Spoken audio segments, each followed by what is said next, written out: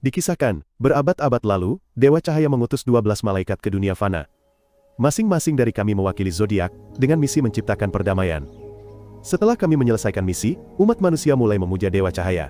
Namun, penguasa kegelapan merasa iri, sehingga ia mengirimkan pasukan iblis untuk menghancurkan dunia manusia. Perang besar yang mengguncang langit dan bumi pun pecah. Dan kami, 12 malaikat bertempur hingga akhir, tanpa sedikit pun keraguan. Akhirnya, pihak yang benar menang, tetapi kekuatan kami dan penguasa kegelapan disegel di gerbang neraka. Sekarang, kami hidup seperti orang biasa. Kembali ke masa kini, seorang pria berseragam kulit harimau memasuki penjara dengan aura luar biasa. Itulah aku. Taesan, pemimpin para malaikat, yang dianugerahi kekuatan harimau ganas. Saat menjadi manusia, aku adalah pemilik perusahaan pinjaman bernama Angel Capital Group. Aku datang ke sini untuk menagih utang besar dari Yang So, seorang bos mafia, yang sedang menjalani hukuman di penjara.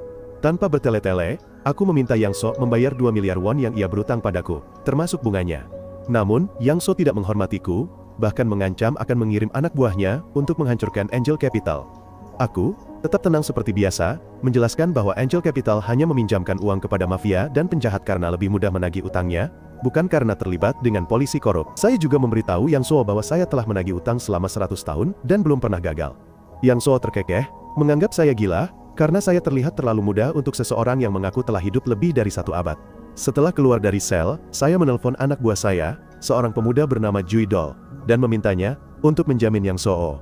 Jui Dol adalah malaikat zodiak tikus dan bos IT Angel Capital. Kemudian, kami berkesempatan melihat markas Angel Capital, sebuah gedung 3 lantai. Lantai 3 adalah ruang latihan untuk seni bela diri. Lantai 2 adalah klinik pengobatan tradisional. Dan lantai 1 adalah kantor pinjaman. Di lantai 1, seorang gadis bernama Kang Ji, malaikat zodiak anjing, menolak memberikan pinjaman kepada seorang pria tanpa catatan kriminal. Dia menjelaskan bahwa Angel Capital hanya meminjamkan uang kepada mantan narapidana dan preman. Kedengarannya aneh, tetapi begitulah cara kami bekerja. Sementara itu, di lantai 3, 2 orang lagi sedang sibuk. Seorang gadis bernama Malsuak, malaikat zodiak kuda, sedang mengayunkan pedang dengan presisi sempurna. Di sampingnya, seorang pria bernama Won Seung, malaikat zodiak monyet, sedang melatih kekuatan lengannya. Tiba-tiba, pesan darurat berbunyi, menandakan sebuah kesepakatan baru. Jiwi Dol segera meninggalkan kantor dan bergabung dengan rekan-rekannya, siap untuk menagih utang lain. Won Seung begitu bersemangat sampai-sampai dia tidak repot-repot menggunakan tangga. Dia melompat langsung dari pagar, meninggalkan rekan-rekannya dengan tatapan pasrah. Sementara itu, begitu saya keluar dari penjara, telepon berdering. Itu Mata Rock, seorang detektif, dan juga manajer dari 12 malaikat. Mata Rock kembali dengan nada memanjakan, memuji pekerjaan saya, dan mengatakan saya adalah bintang rock sejati. Tapi saya tahu persis apa yang dia inginkan. Mata Rock berada di toko pakaian mewah dan ingin meminjam uang lagi, meskipun belum melunasi utang sebelumnya. Saya menolak mentah-mentah, tetapi Mare Rock tetap mencoba membujuk. Dia mengulang kembali saat-saat kami saling menyelamatkan nyawa di masa lalu. Kenangan lama itu berhasil, dan akhirnya saya luluh, mengirimkan uang kepada Marok. Kembali ke gedung Angel Capital, di lantai 2, seorang apoteker montok bernama Doni, malaikat zodiak babi, sedang sibuk meresepkan obat. Tiba-tiba, teriakan nyaring terdengar dari ruang praktek. Doni berlari masuk untuk memeriksa dan menemukan dokter tersebut, seorang gadis pendiam bernama Bang Wol, malaikat zodiak ular. Bang Wol, entah bisu atau hanya tidak suka berbicara, baru saja mematahkan leher seorang pasien dengan kasar, sampai pria itu pingsan. Pasien lain ketakutan, beberapa melarikan diri, pria lain yang lumpuh mencoba menggelindingkan kursi rodanya. Tapi Doni dengan cepat menenangkan mereka dan memarahi Bang Wol karena metodenya yang ekstrim. Tepat pada saat itu, pria yang pingsan itu bangun, dan mengatakan bahwa sakit kepala kronisnya telah hilang secara ajaib. Dia sangat berterima kasih dan terkejut mengetahui betapa murahnya biaya pengobatan. Tapi itu bukanlah satu-satunya keajaiban. Pasien yang lumpuh, juga bisa berdiri dan berjalan. Ternyata, bakat Bang Wol adalah hadiah ilahi. Berkat yang diberikan kepadanya sebagai malaikat zodiak Leo. Sementara itu, Marok telah selesai berbelanja dan pergi ke sebuah museum. Dia masuk tepat saat seorang gadis bernama Mir, sedang memimpin sekelompok anak-anak, menjelaskan tentang sejarah 12 malaikat, dan perjuangan mereka melawan roh jahat. Anak-anak benar-benar terpikat, seolah-olah mendengarkan dongeng. Marok mencoba menyuap Mir dengan semua barang mahal yang baru saja dibelinya, berharap bisa membujuknya, untuk kembali ke Angel Capital. Tapi dia tidak setuju, menolak tawarannya dengan tegas, dan memintanya untuk tidak menemuinya lagi di tempat kerja. Marok terus membujuknya, mengingatkannya bahwa dia telah pergi dari saya dan yang lain, selama 10 tahun. Tapi Mir hanya pergi, tanpa membalas sepatah kata pun. Di dalam museum, Mir tiba-tiba berhenti, pikirannya melayang ke tempat lain. Dia mengobrak-abrik tasnya dan mengeluarkan kalung dengan liontin unik. Itu adalah tanda pengenal dari ke-12 malaikat. Melihatnya, tidak ada yang tidak bertanya-tanya apa yang terjadi di antara dia dan orang lain. Sementara itu, seorang bos mafia bernama Yang So sedang merayakan kebebasannya dari penjara. Pesta sedang berlangsung meriah bersama anak buah dan pacarnya saat telepon berdering. Dia melihat ke layar dan melihat namaku. Aku dengan tenang mengucapkan selamat atas kebebasannya, dan saat itulah Yang So akhirnya menyadari. Angel Capital yang menjaminnya. Dia tahu, aku menelpon bukan hanya untuk mengucapkan selamat. Aku datang untuk mengambil uangku kembali. Yang So langsung panik. Dia memerintahkan anak buahnya, sekelompok mantan petarung MMA, dan seorang juara tinju, untuk bersiap. Dia bahkan meminta pacarnya pergi ke tempat lain karena dia tidak ingin dia menyaksikan pemukulan brutal yang akan datang. Beberapa menit kemudian, mobilku tiba. Aku keluar dari mobil, keren seperti labu, dan langsung dikepung oleh para preman. Mereka tidak tahu monster macam apa yang mereka hadapi. Asteris suara perkelahian asteris, aku menghabisi mereka semua tanpa mengeluarkan tenaga sedikit pun. Yang So menatap ngeri saat anak buah terbaiknya satu persatu roboh. Dia mulai gemetar, menyadari bahwa orang terbaiknya pun bukan tandinganku. Dia berlari ke brankas untuk mengambil semua uangnya, tapi sudah terlambat. Aku sudah ada di sana. Yang So begitu ketakutan hingga langsung menyerahkan semua uang di brankas kepadaku. Tapi aku bahkan tidak repot-repot menyentuhnya. Aku menyuruh Yang So membereskan brankas sendiri dan mengemas uangnya. Setelah uangnya dikemas, seluruh geng Yang So berlutut di tanah, sebuah tanda yang jelas bahwa mereka menyerah. Kemudian, aku memaksanya menandatangani surat penghapusan utang. Namun karena uang itu masih belum cukup, Yang So terpaksa menyerahkan jam tangan mewahnya dan mobil sport kesayangannya. Sementara itu, di tempat lain di kota, Won Seung, Mal Suk, dan Kang Ji sedang menjalankan misi lain. Mereka mendekati sebuah gedung reyot, sarang penjahat. Mereka berdebat siapa yang akan masuk lebih dulu, tapi Won Seung dengan percaya diri menyatakan bahwa dia bisa mengatasinya sendiri. Kemudian, dia mulai merencanakan rute masuk yang rumit dengan hati-hati, sangat berhati-hati agar tidak menimbulkan suara sedikit pun. Dia bergerak perlahan dan hati-hati, tapi saat memanjat tembok, dia melihat ke bawah dan menyadari Mal Suk dan Kang Ji sudah menjatuhkan penjaga sendiri. Kemudian, mereka memasuki ruangan tempat perjudian ilegal sedang berlangsung. Bos melihat mereka datang dan berteriak memerintahkan anak buahnya untuk menangani mereka. Pertempuran sengit pun pecah, tinju beterbangan di mana-mana, asteris bunyi pukulan asteris. Di tengah kekacauan, Won Seung dan para malaikat lainnya terlibat dalam pertempuran habis-habisan melawan sekelompok preman. Jui Dol, yang mengawasi dari jauh, mengirim pesan cepat bahwa bos melarikan diri dengan 2 kantong uang. Tapi bos itu tidak berhasil pergi jauh. Dia menabrak Doni, malaikat zodiak babi. Doni bukan petarung, tetapi ia menggunakan tubuhnya yang besar untuk melemparkan bos itu. Mal Suk tiba tak lama kemudian, dan keduanya dengan cepat mengamankan kantong uang. Ternyata uang itu adalah untuk membayar utang kami. Setelah misi itu, saya mampir ke sebuah warung kecil milik seorang wanita tua bernama Geum Sun. Saat dia melihat saya, matanya berbinar, dan dia memeluk saya erat. Kami sudah saling kenal sejak dia masih gadis kecil. Bagi Geum Sun, saya adalah malaikat pelindungnya. Dia tahu saya malaikat sejati karena saya pernah menyelamatkan ibunya dari sekelompok preman. Dia memberi saya beberapa nasihat, mengatakan bahwa saya bukan hanya penagih utang yang kasar. Saya adalah malaikat pelindung. Percakapan itu terganggu oleh seorang pria tua, bernama Man Bok, yang sangat pemarah. Dia memarahi saya karena berbicara terlalu kasar kepada orang yang lebih tua. Tetapi kemudian, dia melihat saya lagi. Dia tiba-tiba teringat saya dari masa kecilnya dan mulai menangis. Dia kaget karena saya sama sekali tidak menua. Sementara itu, di kantor polisi, Marok sedang mengemil sambil menonton berita. Dia melihat berita utama tentang artefak yang baru saja ditemukan. Reporter itu mengatakan bahwa artefak tersebut memiliki spektrum energi yang tidak biasa. Pada saat yang sama, di sebuah lembah terpencil yang misterius, sekelompok orang berjubah hitam sedang melakukan ritual di depan tebing. Pemimpin mereka, seorang pendeta bernama Samin, mengiris tangannya dengan pisau dan membiarkan darah menetes ke dalam mangkuk, dan air di dalam mangkuk itu langsung mendidih. Di bawah cahaya bulan darah, dia mengoleskan darah ke tebing. Sesuatu di sisi lain, tebing bereaksi, mendorong Sadalamin mundur, dengan kekuatan yang mengerikan, tetapi dia tidak menyerah. Dia menggunakan seluruh energinya untuk membangunkan entitas yang telah disegel di sana selama ribuan tahun. Dan kemudian dia muncul. Asteris raungan kali seorang pria bersayap hitam, memancarkan aura jahat. Kembali ke markas Angel Capital, saya memasuki sebuah ruangan rahasia. Di dalam, ada brankas raksasa yang penuh dengan uang tunai, batangan emas, dan barang antik berharga lainnya. Tetapi, terlepas dari semua kekayaan itu, aku tetap merasa kosong. Kata-kata Geum Sun bergema di kepalaku. Dan katanya membuatku resah. Tujuanku bukan hanya untuk menagih hutang. Saat aku duduk di kursi, tenggelam dalam pikiranku melayang ke masa lalu yang jauh. Ke zaman kuno, ketika kerajaan Samhan berjaya. Aku sedang melewati sebuah desa yang damai bersama Mir, ketika kami menemukan sekelompok perampok menyerang penduduk. Mir, dengan hati emasnya, langsung ingin membantu, tetapi aku menghentikannya, dan tanpa sepatah kata pun, menyelesaikan semuanya sendiri. Dengan kecepatan harimau dan kekuatan bola penghancur, pukulan-pukulanku menjatuhkan para perampok, satu persatu. Saat aku bersiap untuk mengakhiri semuanya, Mir, dalam momen kepanikan, kehilangan kewaspadaannya, dan tanpa sengaja menggunakan kekuatannya. Penduduk desa menyaksikan dengan takjub saat angin kencang menerbangkan seorang perampok. Melihat kekuatan Mir, penduduk desa segera menjadi curiga, dan mulai bertanya tentang identitas kami. Setelah aku selesai, aku tidak membuang sedetik pun. Aku langsung pergi ke Mir, meraih tangannya dan menariknya keluar dari desa. Malam itu, di rumah sederhana kami, penduduk desa yang kami selamatkan datang dengan pesta sebagai tanda terima kasih. Saya curiga dan awalnya menolak, tetapi Mir meyakinkan saya untuk menerima tawaran mereka. Kami makan bersama penduduk desa tanpa curiga sedikit pun. Namun, penduduk desa memasukkan obat tidur yang sangat kuat ke dalam makanan. Para malaikat pingsan. Ketika saya bangun, saya merasa pusing. Saya melihat sekeliling, dan melihat Mir telah menghilang. Saya segera berlari keluar, dan darah saya seakan membeku saat melihatnya. Mir terikat pada tiang kayu, tidak sadarkan diri, dikelilingi oleh api yang akan membakarnya hidup-hidup. Penduduk desa berdiri mengelilingi, berteriak dan menyebutnya penyihir. Mereka telah melihat kekuatannya, dan berpikir bahwa bantuannya sebenarnya adalah kutukan terselubung. Pada saat itu, kemarahan saya meledak. Dengan raungan murka, kekuatan saya melonjak, dan tanah bergetar di bawah kaki saya. Penduduk desa, kini ketakutan, lari ketakutan. Peristiwa itu meninggalkan bekas luka permanen di hati saya.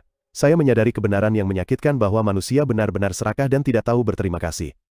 Saya menyelamatkan mereka, dan mereka membalas saya dengan pengkhianatan. Tepat pada saat itu, saya menyatakan bahwa para malaikat tidak akan pernah lagi membantu umat manusia.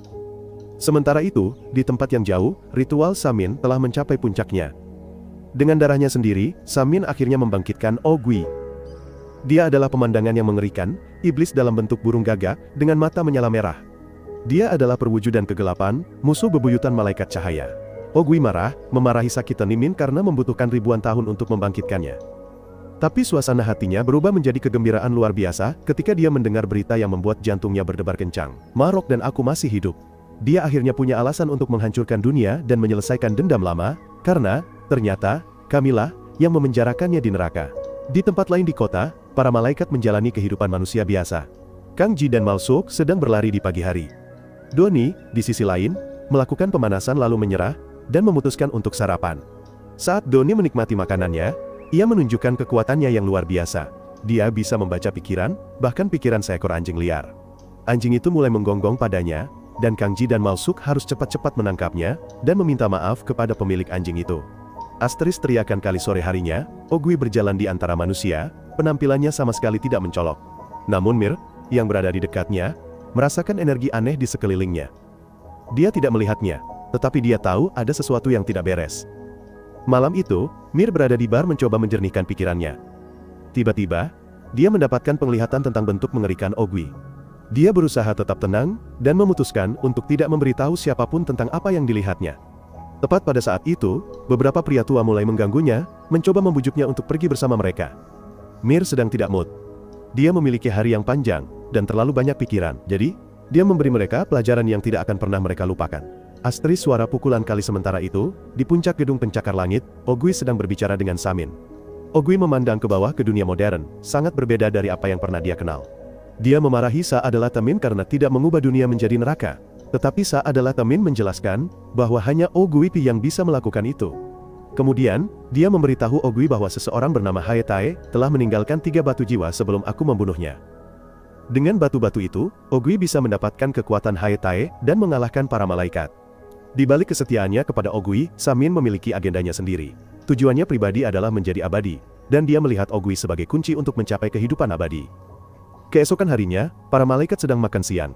Saya sedang menjalankan misi lain dan telah menjatuhkan sekelompok preman lainnya. Bos kejahatan itu begitu ketakutan, hingga dengan senang hati mengembalikan utangnya kepada saya.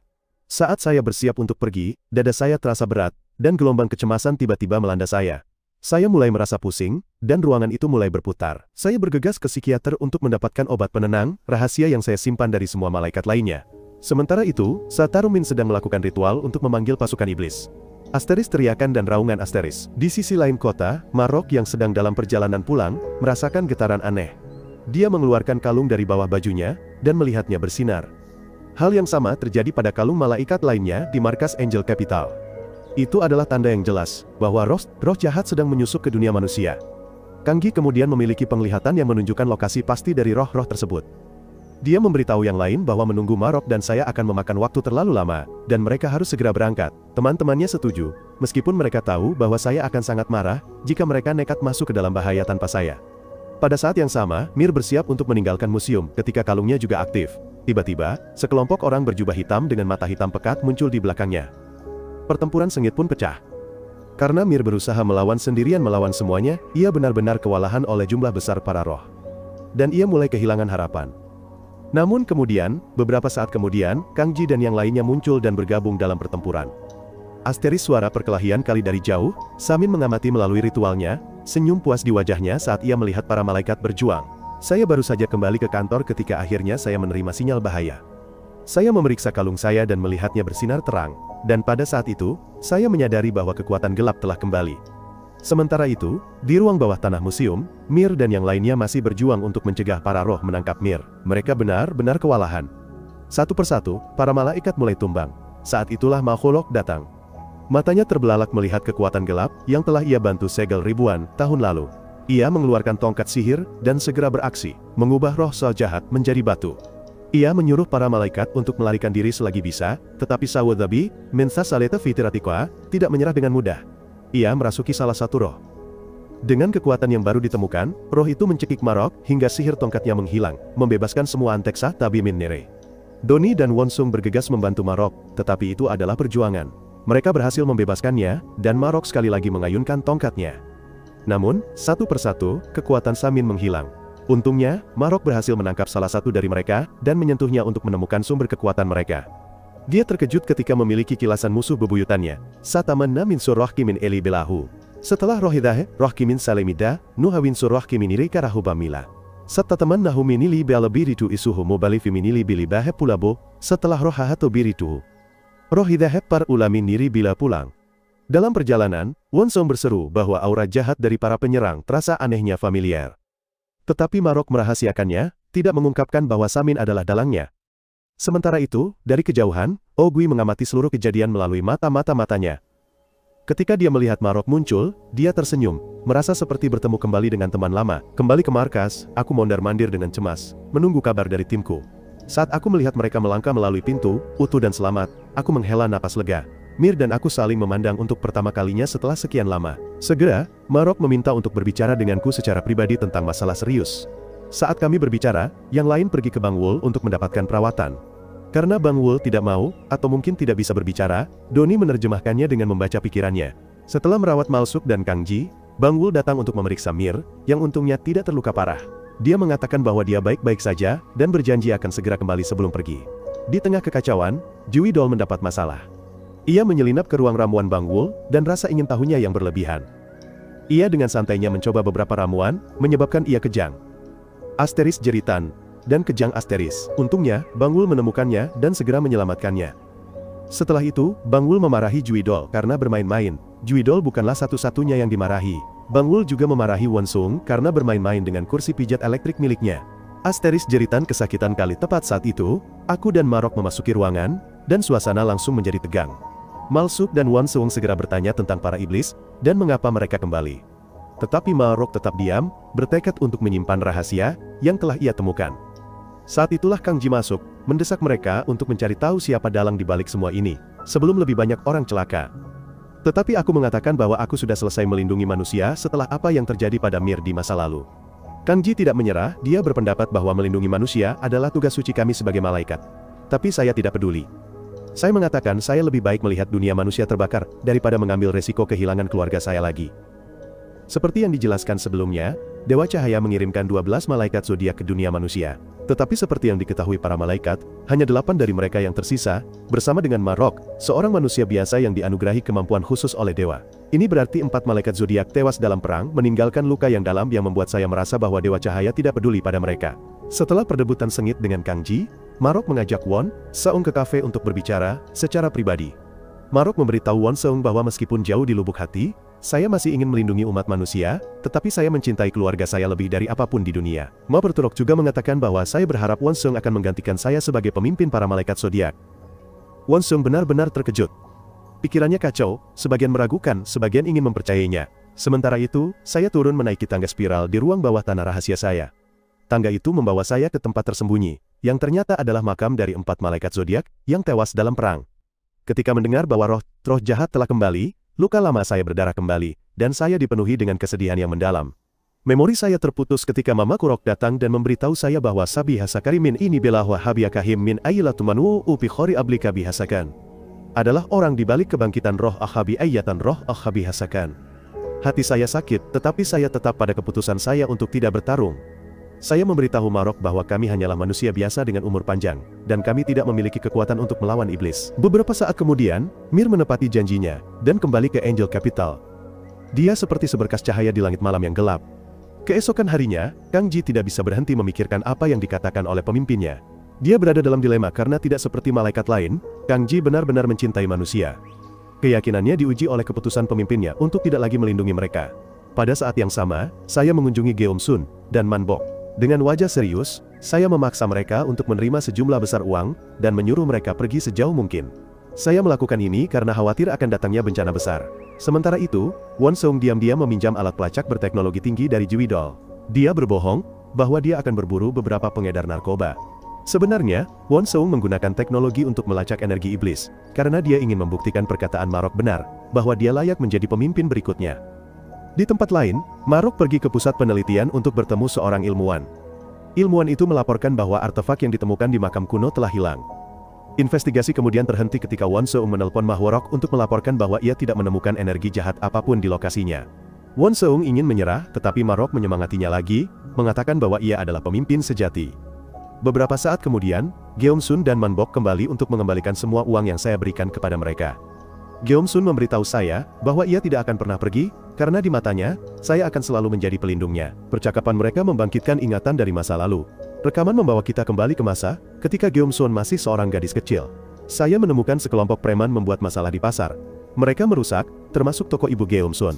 Para pedagang kecil di pasar berutang uang kepada saya, dan saya memutuskan untuk mengambil alih tanah itu. Para preman, yang merasa yakin, menantang saya. Tanpa ragu, saya menyerang, mengalahkan mereka satu persatu. Bagi Geom Sun, itu adalah bukti bahwa di balik penampilan saya yang tangguh, ada hati malaikat pelindung. Saat mereka meninggalkan Angel Capital, saya bertanya kepada Geom Sun dan Man Bok apakah mereka sedang berkencan. Geom Sun menyangkal, tetapi Man Bok mengaku bahwa ia jatuh cinta padanya.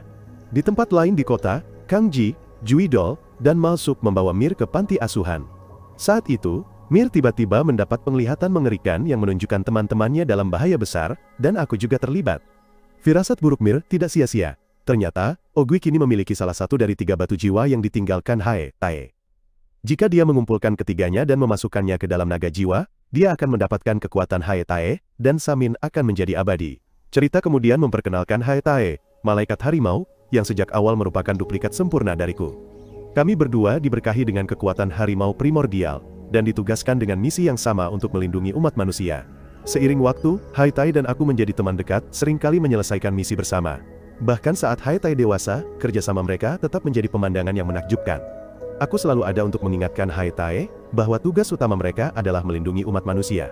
Kapanpun roh jahat datang mengganggu, Hae Tae dan aku akan menanganinya dalam sekejap. Mereka adalah kekuatan alam. Malam itu, setelah kembali dari panti asuhan, Mir, Kang Ji, Juidol, dan Malsuk menemukan Won Seung menunggu mereka. Ia merasa cukup bangga pada dirinya sendiri, memberitahu mereka bahwa ia baru saja menyelesaikan sebuah misi untuk Marok. Seluruh kelompok memutuskan untuk bersantai sejenak, membeli banyak ayam tanpa tulang dan makanan favorit mereka. Tepat pada saat itu, Marok datang ke kantor, mencariku karena ada hal penting yang perlu dibicarakan. Dia menemukanku tertidur lelap setelah mabuk. Sesaat setelah aku bangun, Marok menunjukkan sebuah video kepadaku. Video itu sangat mengejutkan, menunjukkan kembalinya Ogui yang mengerikan dari neraka. Video itu menunjukkan Ogui mendatangi sebuah laboratorium, dan dengan mudah mengambil salah satu dari 3 batu jiwa Hae Tae. Asteris raungan dan cahaya merah kali Marok tidak bisa tidak bertanya, tanya apa tujuan Samin, menghidupkan kembali Ogui, setelah sekian lama. Sementara itu, di tempat lain di kota, Samin mulai gelisah, siap untuk melancarkan rencananya. Ia masih dihantui oleh kenangan akan kematian Hae Tae, sebuah peristiwa yang ia saksikan secara langsung. Semua orang mengira Salamin telah meninggal, tetapi ia selamat, dan sekarang ia bertekad untuk membalas dendam. Tepat pada saat itu, Ogui muncul di hadapannya, dan menyuruhnya untuk bersiap karena ia akan segera menemukan semua batu jiwa Hae Tae. Kemudian, Ogui menggunakan kekuatannya untuk menemukan batu kedua. Semudah membalikkan telapak tangan. Ia dengan mudah menemukan batu itu, yang secara tidak sengaja ditemukan oleh seorang pembuat perhiasan di situs penggalian kuno, dan sekarang dipajang dalam koleksi pribadi. Sehari kemudian, beberapa kaki tangan Sakan Min Saroaka berhasil menyusul buru galian itu, untuk mengambil batu jiwa darinya. Di tempat lain, Mir dan Mal Suulu sedang berlatih bersama. Tiba-tiba, kekuatan angin Mir meledak secara tak terduga. Meskipun kekuatan malaikat lain telah hilang, yang lain mencurigai ini karena dia memiliki jiwa naga. Sementara itu, Bang Wul memberikan Doni botol ramuan khusus, mengingatkannya untuk hanya meminumnya ketika dalam bahaya dari roh jahat. Ramuan itu akan memberikannya peningkatan kekuatan, tetapi karena itu adalah botol terakhir, ia harus menggunakannya dengan bijak. Pada saat itu para malaikat melihat Marok buru-buru pergi. Dia secara resmi mengundurkan diri dari kepolisian, menyadari bahwa dia akan terlalu sibuk untuk melawan musuh yang kuat. Malam itu, saya meminta untuk berbicara dengan Mir secara pribadi. Saya menjelaskan bahwa roh jahat sedang memburunya, karena Ogui telah kembali. Mir segera memiliki gambaran mengerikan tentang peristiwa tragis yang akan terjadi pada mereka. Dia menawarkan untuk membantu menemukan apa yang dicari oleh roh-roh itu, tetapi saya menyuruhnya untuk tinggal di rumah, biarkan saya dan Marok yang menangani semuanya. Beberapa saat kemudian, Marok memberitahu malaikat lain tentang kembalinya Ogui dan Samin. Mereka terkejut dan khawatir tentang Mir, yang memiliki jiwa naga. Sementara itu, Won Seim telah mencari Samin dan gengnya sepanjang hari. Ini akhirnya menerima sinyal aneh dari perangkatnya, dan sinyal itu berasal dari gunung di depan. Ia mengikuti sinyal itu sampai malam tiba, mengikuti sekelompok makhluk yang ia yakini sebagai roh jahat ke dalam sebuah terowongan. Ia bergerak dengan hati-hati, agar tidak tertangkap, tetapi saat ia mencapai terowongan, roh-roh itu telah menghilang ke udara. Pada saat yang sama, aku kembali ke makam para malaikat, dan mengenang masa lalu. Aku teringat percakapan dengan Ogui, sebelum aku dan Marok menyegelnya di neraka. Rencanaku selalu untuk mengakhiri Ogui karena ia telah mengganggu manusia, tetapi Mir selalu mencoba melindungi Ogui dan menghentikanku untuk menyelesaikannya. Dan sekarang, Ogui telah dibangkitkan oleh Sabamin. Beberapa saat kemudian, Masani Rock dan Won Seung datang melaporkan bahwa Won Seung telah menemukan tempat Ogui dan Samin bersembunyi. Pada saat ini, di sisi lain, Samin dan Ogui telah mengumpulkan 2 batu jiwa, dan sekarang berencana untuk mengambil yang terakhir. Tujuan mereka juga adalah untuk mendapatkan jiwa naga yang dimiliki Mir, sehingga mereka dapat mencapai tujuan mereka. Namun, mereka memiliki hambatan besar di jalan mereka. Aku, malaikat harimau yang paling berbahaya. Keesokan harinya, Malok dan aku pergi ke terowongan, tanpa memberitahu malaikat lain. Namun sebelum kami sempat masuk, kalung Marok mulai bersinar, itu adalah tanda bahaya. Bahaya yang berkaitan dengan Geumsun, kelemahan terbesarku. Dia sedang diserang oleh roh Jia. Manbok berusaha sekuat tenaga menahan roh-roh itu agar Geumsun bisa melarikan diri, tapi dia bukanlah tandingan mereka dan dengan mudah dikalahkan. Ge Pulunsun berlari secepat mungkin, dan bersembunyi di toilet umum. Tak lama kemudian, aku dan Marok tiba. Manbok, yang hampir tidak bisa berdiri, menunjuk ke arah Geumsun berlari. Roh-roh itu sudah tepat di belakang dan sedang memeriksa setiap bilik toilet. Untungnya, aku datang tepat waktu dan menangani semuanya. Astri suara perkelahian kali aku menggendong Geumsun dan menyerahkannya kepada Marok, yang membantunya melarikan diri. Namun mereka dikepung oleh lebih banyak roh. Untungnya, malaikat-malaikat yang tersisa datang tepat waktu. Malsuk dan Doemaani tinggal untuk menahan para iblis sementara yang lain membawa Gaisun ke tempat aman. Asteris teriakan, dan suara perkelahian Asteris. Karena kekuatan para malaikat melemah, Malsuk dan Do ini dengan cepat kewalahan. Pemimpin roh-roh itu tetap tinggal untuk memastikan mereka tidak bisa bangkit, sementara yang lain mengejar Geumsun. Sementara para malaikat sibuk menyelamatkan Geumsun, Samin dan pengikutnya menyusup ke Angel Capital. Serangan terhadap ke Angel Lomsoon hanyalah pengalih perhatian untuk menjauhkan para malaikat. Tujuan sebenarnya, Samin Liduk Kior Aluka Angela Somin Siroko Shabit adalah menangkap Mir, untuk mengembalikan kegelapan. Saat para roh menyusup, Mir dan Bang Wul siap untuk bertempur. Sementara itu, saya mengamuk menghancurkan setiap roh yang saya temukan. Rekaman berakhir dengan kilas balik Taesan muda, yang merayu Ibu Geumsun. Jelas bahwa saya pernah jatuh cinta pada manusia, itulah sebabnya, saya sangat peduli pada Geumsun. Cerita saya sampai di sini, pastikan Anda berlangganan saluran dan aktifkan notifikasi. Terima kasih telah menonton sampai akhir video, dan sampai jumpa lagi.